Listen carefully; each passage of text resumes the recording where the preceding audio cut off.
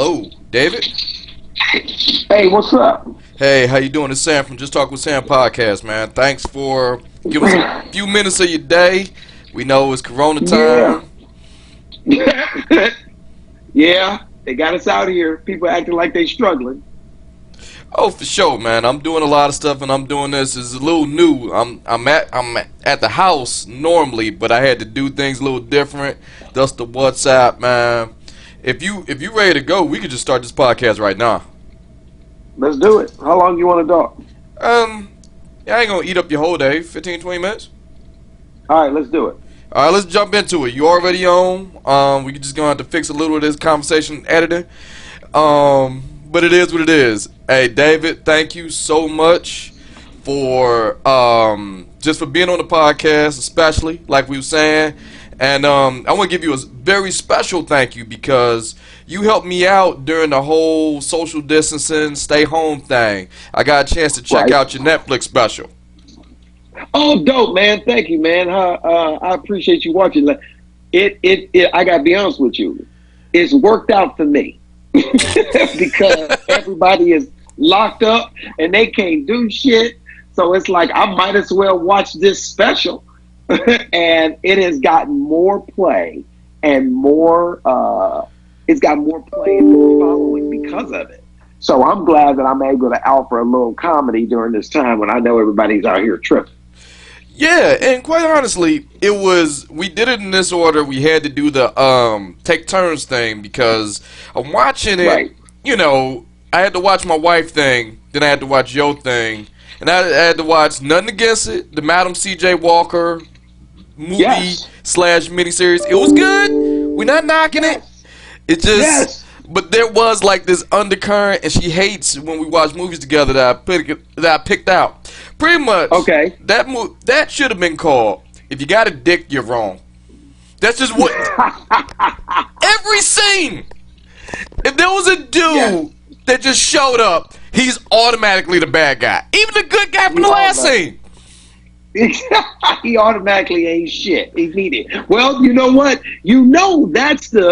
It's so funny you say that because like me and one of my boys was talking and like that is the climate that we are in right now, where men ain't shit. You know, we don't need them. You know, and I think who did that movie? I think who produced that movie? Was that Ava?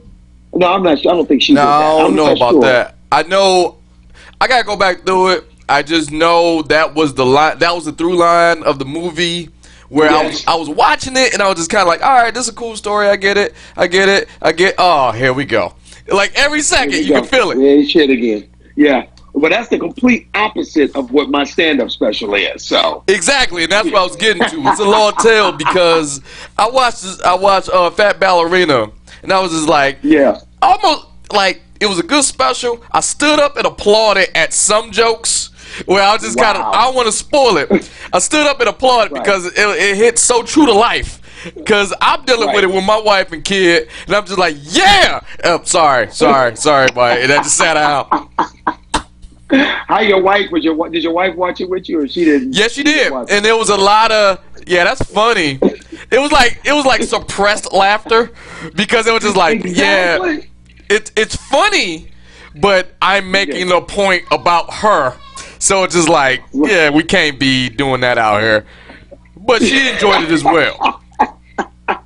Okay, that's good. You know what, man? This is what's funny. Like, here's the thing. I grew up with, I grew up in a situation where there was times where we had money problems. So I thought that if you took care of money issues, if you didn't have that, then you wouldn't have no problems at your house and in your marriage. And I can tell you right now, that don't mean shit.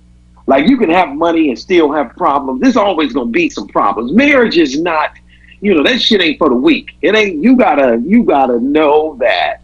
Me and my wife in here right now, locked up with each other, and we are doing our best to make sure that we make it out of this bitch still married. Because it ain't easy.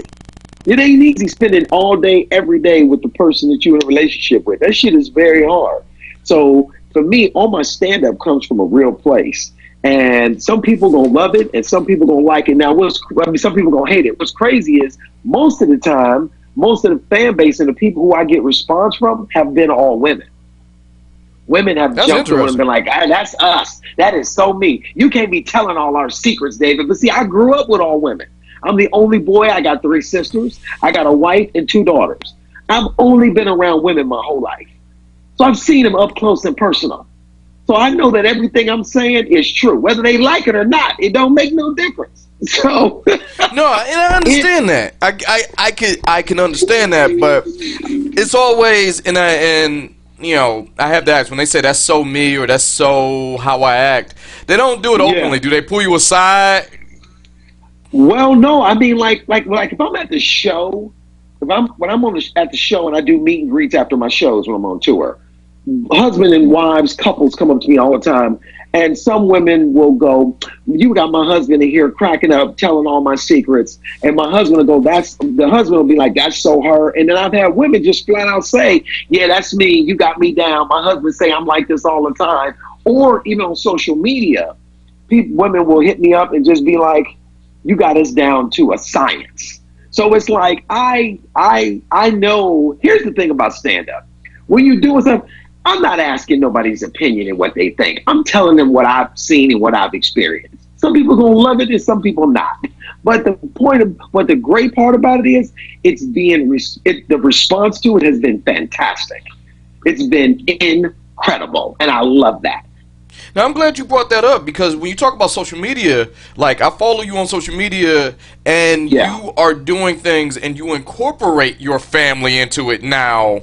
Well, I won't say now. You kind of been doing that for some time. always. Yeah, How yeah. is it where it's sort of like you kind of gotta coach them through it? Sometimes you're the butt of the joke. No. Sometimes they are.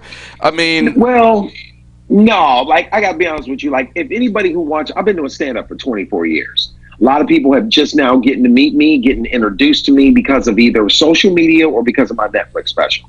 But if you go back and you look at my stand up has always been about my family, has always been about relationships, has always been about kids, either my kids or my life as a kid. So like that's always been my wheelhouse. So when I started doing social media about 18 months ago, I decided to really use social media as a way to bring awareness to my stand-up and to bring awareness to my brand of comedy. And I had 1,600 followers. Today I got over 600,000 in less than 18 months. And it's because everything that I do just became real. It just became like my life.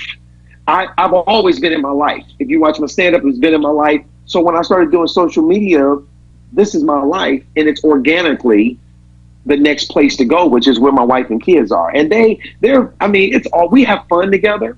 It's always been fun with us because, you know, we just messing around having fun. So we've gotten better at it. My kids know how to turn it on. They know how to be a little sassy and talk a little trash. My wife is good and she's gotten better at finding her voice in the space. But it's not, none of it is really scripted unless you see us doing like a scripted sketch that we wrote and did. Most of it is just us in the moment. And that's just how we are. And it's a glimpse of inside of our life of what it is. So, and that shit is, when I tell you it's working, it's unbelievable the response that we got about this. I don't know how many people, if you follow me, I'm at the David A. Arnold. You can follow me on Instagram or David A. Arnold on Facebook across the board. But man, it has brought an awareness to my brand of comedy that wasn't there 18 months ago, which I find is dope.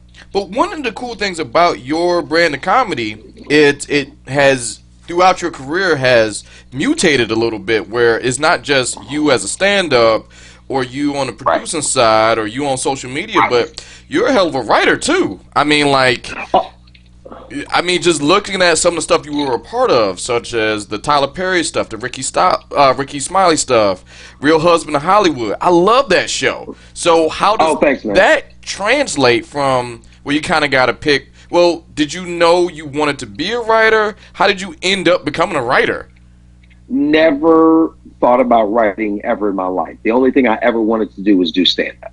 Like I wanted to be a comedian. When I moved here, out of Maryland after being in the Navy, and I moved here with literally 2 trash bags of clothes and 2 addresses to 2 comedy clubs. And I just knew I wanted to be a comedian. I didn't know anybody. Nobody gave me no advice. and I just started doing stand up. And about 10 years in, I was doing a show for Tony Rock, and I met a guy named Anthony Hill, and me and him we just vibe. Anthony is a writer, and we just vibe. And I was doing punch up and all this stuff for this TV show, and he's like, "Man, you should write." And I was like, "I do write. I'm writing right now, But he was like, "No, I mean like scripts and yada yada yada." And I had written some short films back in 2005 for myself, and what I didn't realize is when I wrote those short films that I was teaching myself how to write scripted narrative stuff. And so he ended up getting a job as the head writer for Tyler Perry's House of Pain and Meet the Browns. And he emailed me and asked me, called me and asked me, would I like to come to Atlanta and write this show for him? And I was like, I don't know, what, how much is it? And when they told me how much, I said, okay, so what you need me to do? and that started. I went down there, ended up being down there for 3 years. I wrote House of Pain and Meet the Browns for Tyler Perry. Then I wrote Ricky Smiley's show for him. Then I ended up writing Real Husbands of Hollywood. And it's just balloon. Kelsey Grammer and Martin Lawrence. I did a TV show for them called Partners on FX. I just got finished two seasons on the Emmy-nominated show called Fuller House, which is on Netflix. It's a spinoff of Full House from the 90s show. I have a show on BET Plus right now going into its second season. That's called Bigger. And I'm writing a Nickelodeon show literally right now while me and you were talking. I just stopped writing that script so I could do this with you. So, it's just, I organically fell into it by accident. And now, it's just one of those muscles that I have. So when I'm developing and creating my own stuff, I know how things work behind the cameras as a television producer as well now. So that's kind of dope for me. Now, one of the cool things about writing, I always love asking writers this question because it's not just about you, especially since you wear the hats of writer / stand-up. How do you write for someone, I guess, quote unquote, against type? And you got to kind of convince them, hey, this is what you want to say, even though pretty much everything in your career said something different. And I'm using this as an example. Okay. From what I know about Robin Thicke before Real Husbands of Hollywood, he was like a, for lack of a better term, like Lothario type of heartthrob R&B guy, but he was kind of the, I don't want to say funny guy, punching bag. He was something against type. Yeah, he was the butt of the joke.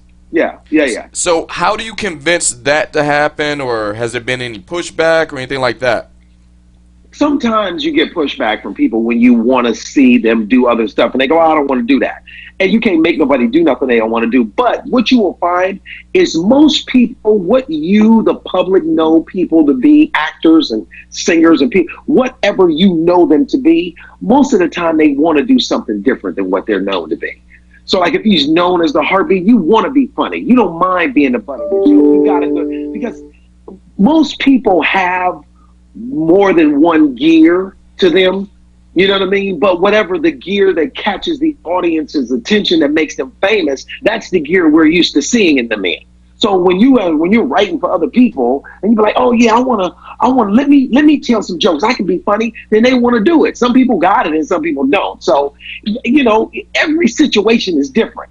Sometimes you can convince them to do something. Sometimes you can't. Sometimes you give them stuff and you can write it and they fuck it up. And you're like, that ain't the way I wrote it. You know what I mean? So it's like, as a stand-up, that's the hardest part for me, is because writing in television is a group effort.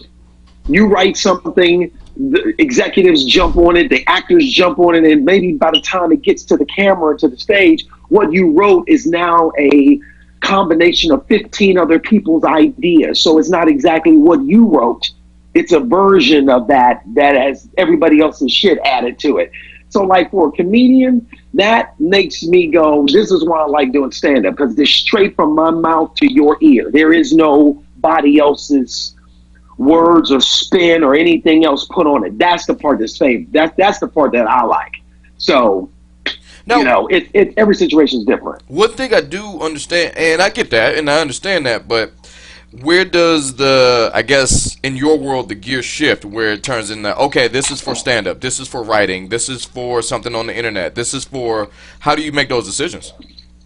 I think when you've been doing it long enough, you know what I mean? Some stuff I can do or like when I started doing Facebook, I started doing Facebook posts in 2008 when Facebook first started. And I was doing this thing called Life with David. You go to my YouTube channel, David A. Arnold, you can go back on my YouTube channel and you can see all of my vlogs. Right? I used to have this toilet paper and I would roll it. At the end of it, I would do these little rants about whatever, going to church, mega churches, whatever my rant was. And then at the end, I would go, credits, bitches. And I would roll this little toilet paper with all this credit, with all the credits written on the toilet paper, right? Mm-hmm. This became very popular very quickly in 2008. Then a friend of mine came to me and was like, you could do this stuff on stage too. I had never connected those two things because in my mind, I was like, this is internet stuff. My stand-up is stand-up stuff.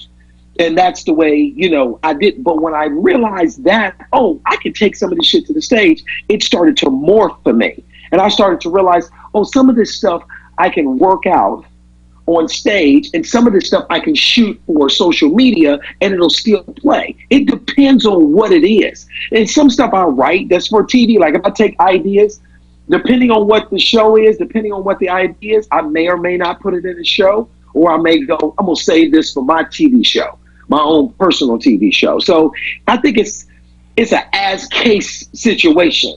But you get better and better at knowing, this will work on stage, but this will work in social media, or vice versa. It won't work at all. Now, one cool thing, I've been doing some digging, and if I'm getting too deep, you can stop me.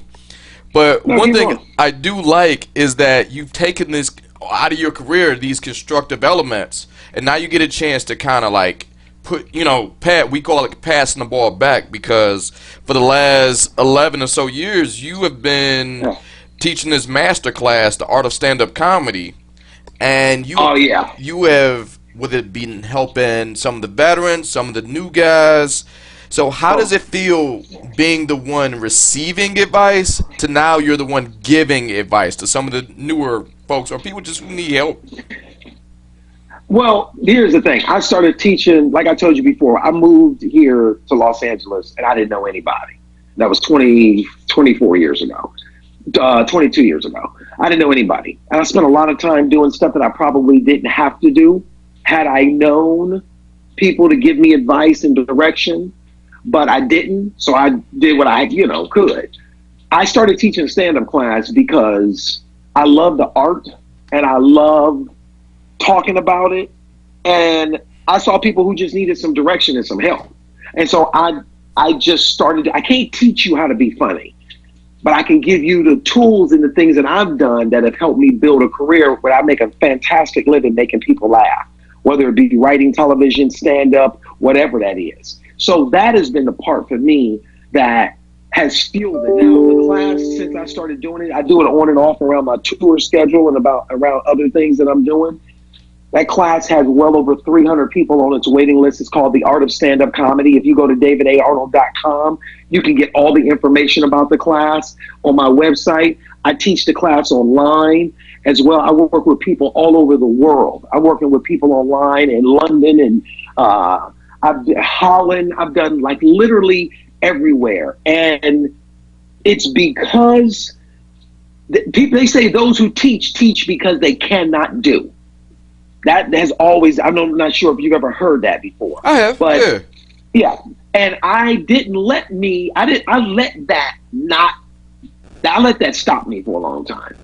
Because I always I would teach a class, you know what I mean? I can't teach you to be funny, but I can teach you all the, but I let that stop me.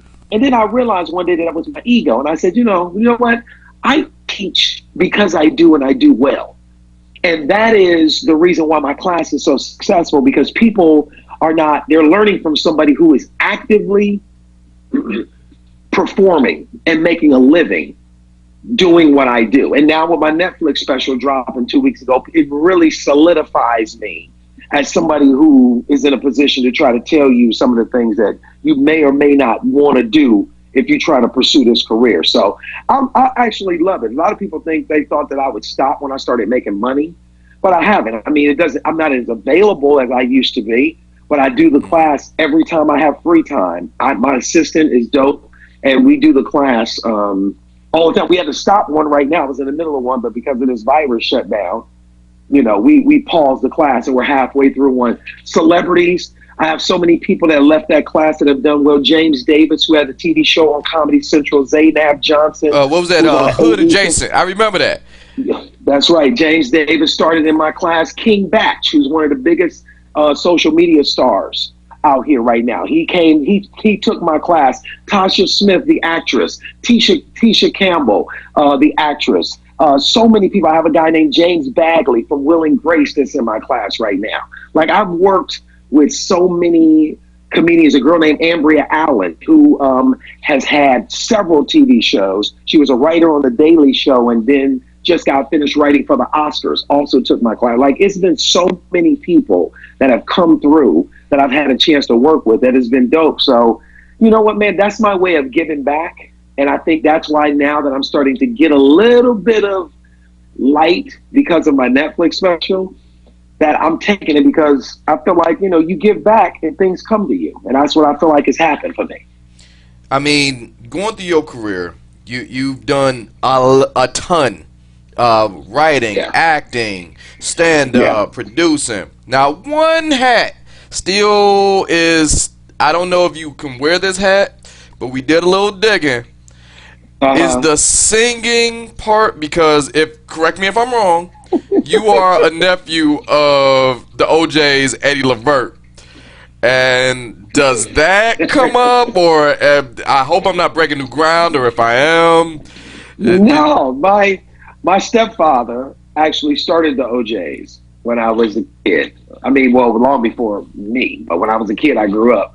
When him and my mom got married, he had literally just stopped singing, but he created the OJays. So I grew up, my mother was the manager for the OJays, the road manager for them, and Teddy Pendergrass. So I grew up in a musical household, and Eddie and Walt, they're like my uncles, and I grew up with Gerald Levert, is like my cousin. Like, it was a tight-knit family. So that was something I was around. I can hold a note, but I by no means am I a singer.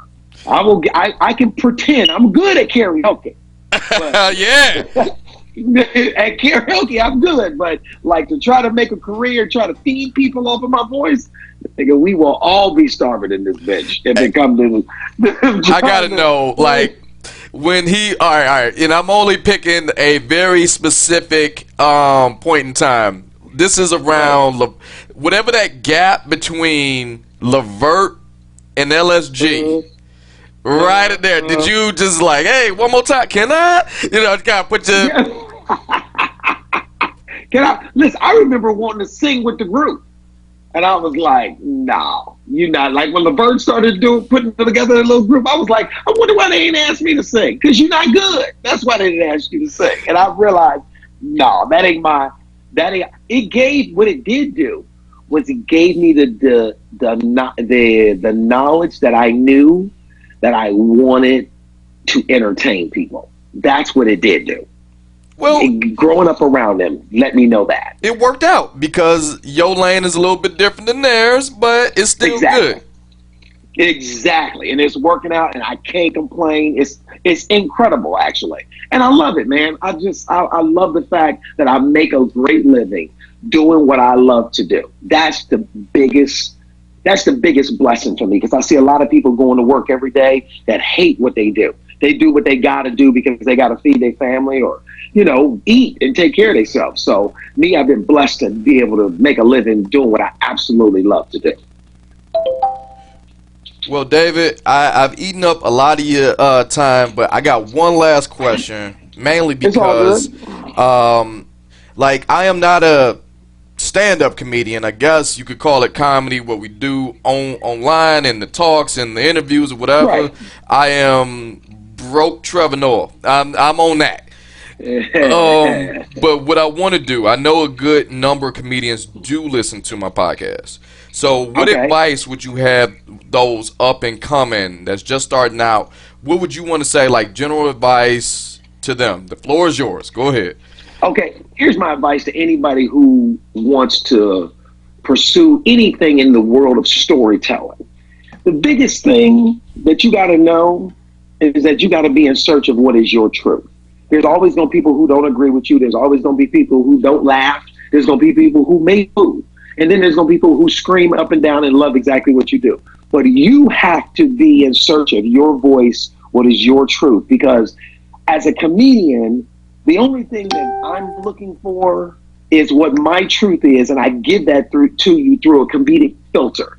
When you first start doing stand-up, you spend a lot of time going, oh my God, I hope they think I'm funny.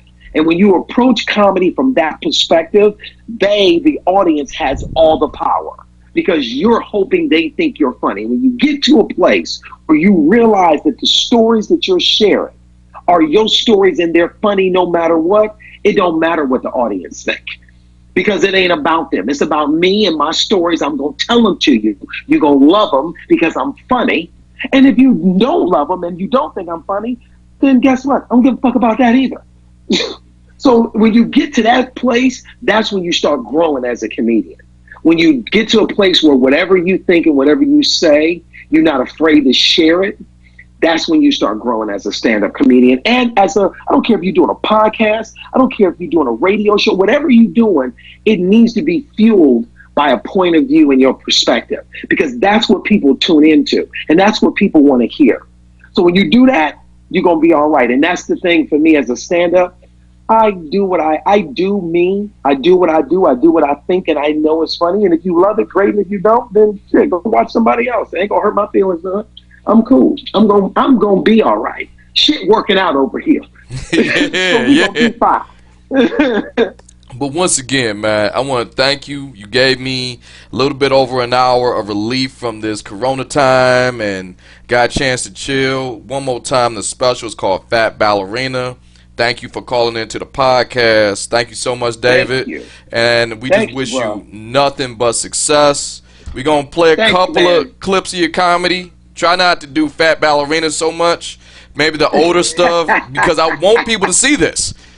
So yes, it's very funny. You guys go check me out also online at the David A. Arnold on Instagram. You got to put in the and you got to put in the A. If you don't put in David A. Arnold, you put in just David Arnold, you're going to get the white dude that produces soundtracks for the movies on James Bond. That ain't me. You got to put in David A. Arnold, and you'll find me across the board. My Pandora station, my YouTube channel, my website, all of it is David A. Arnold. Y'all go check it out. And, come follow me and, get ready for this next special because I'm already 45 minutes into this new hour. So I'm excited. Oh, I like that. And I will make sure I put your stuff up on our social media as well. And, man, I can't wait for the next one. And just much success and much blessings as you go forward. Just thank you so much for calling in. Thank you, my brother. Y'all be safe out here now. All right. Okay, peace.